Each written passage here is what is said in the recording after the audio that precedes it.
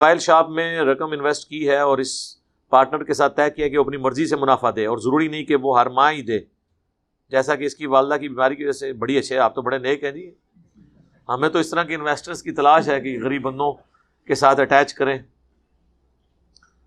جائز ہے آپ سارا بھی چھوڑ دیں ان کو، لیکن کوئی نہ کوئی اصول تو رکھنا ہوگا نا۔ بعد میں کل یہ ہو جائے گا کہ وہ آپ کے لیے مصیبت کھڑی ہو جائے کہ وہ سب کچھ لے کے ہی بھاگ جائے، تو کوئی ریٹرن میں ایگریمنٹ کریں، اور ریٹرن میں ایگریمنٹ کریں کہ اس کی جو کمائی ہے نا، جو وہ کما رہا ہے، اس کی پرسنٹیج کچھ پروفٹ آپ اپنے ساتھ کریں فکس، تو وہ حلال ہوگا۔ اگر آپ اپنی انویسٹمنٹ کے اگینسٹ فکس کریں گے وہ سود ہوگا۔ مثلا آپ نے لگایا 10 لاکھ روپیہ اور آپ کہیں جی مجھے 10 لاکھ کے عوض 10,000 مہینے کا چاہیے، تو یہ سود ہے۔ اور اگر آپ لگاتے ہیں 10 لاکھ اور اس سے کہتے ہیں 10 لاکھ سے جو تم کماؤ گے نا اس کا اتنے % مجھے دے دینا، 50% بھی ہو سکتا ہے، 60% بھی، وہ آپ کی مرضی، جو مرضی طے کریں، لیکن فکس کریں۔ 50% کا مقصد ہے کہ 10 لاکھ سے اگر اس نے 10,000 کمایا تو آپ کو کتنا دے گا؟ 5۔ لیکن اگلی دفعہ اگر اس نے 20 کمایا تو آپ کو کتنا دے گا؟ 10۔ اور اس سے اگلی دفعہ اگر اس نے 40 کمایا تو آپ کو کتنا دے گا؟ 20۔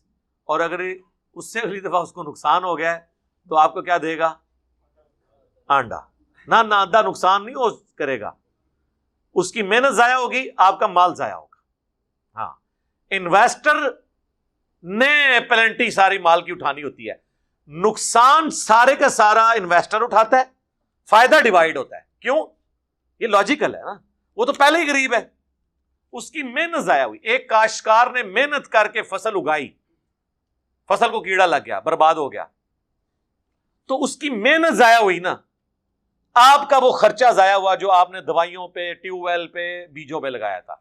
اب یہ نہیں ہوگا کہ جو آپ نے خرچہ کیا وہ بھی آدھا اس کے پیٹے ڈالیں، اس کے پیٹے، اگر وہ بیچارہ اتنا جوگا ہوتا تو وہ اپنی کوئی زمین نہ کاشت کر لیتا۔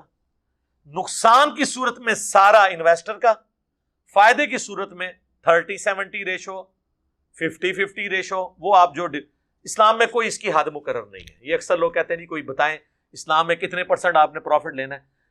اسلام یہ کیسے آپ کو بتا سکتا ہے؟ اسلام آپ کو جنرل کہے گا جو آپ طے کریں۔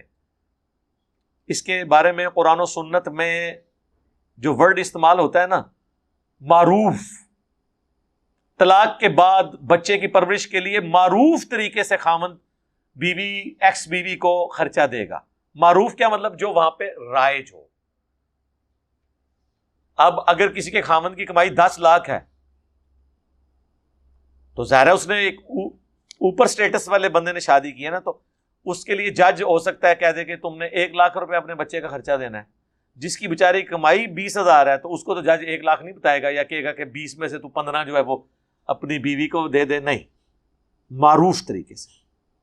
اسی طریقے سے جو شخص منڈی سے سودا اٹھا کر منڈی کے پاس ہی باہر کہیں بیچتا ہے یا کسی عام سے ایریے میں، قصبے میں، تو وہ تھوڑی کمائی پروفٹ رکھے گا۔ لیکن اگر وہ کسی پوش ایریے میں جاتا ہے تو وہاں تو اس کو دکان کا کرایہ 40-50 ہزار روپے پڑے گا، تو وہ پھر اب 20 روپے کلو جو آلو اٹھایا تو وہ ہو سکتا ہے وہاں پہ 100 روپے بیچے۔ لیکن جو غریب والی جگہ پہ 20 کا ہی اٹھا کے 40 کا بھی بیچ دے گا، اسے بارے میں کیونکہ اس کو دکان کا وہاں پہ اس کا 5,000 روپے کرایہ ہو، تو اس لیے یہ ان لاجیکل ہے کہ آپ مقرر کر دیں کو پروفٹ کی ریشو، امپاسبل ہے۔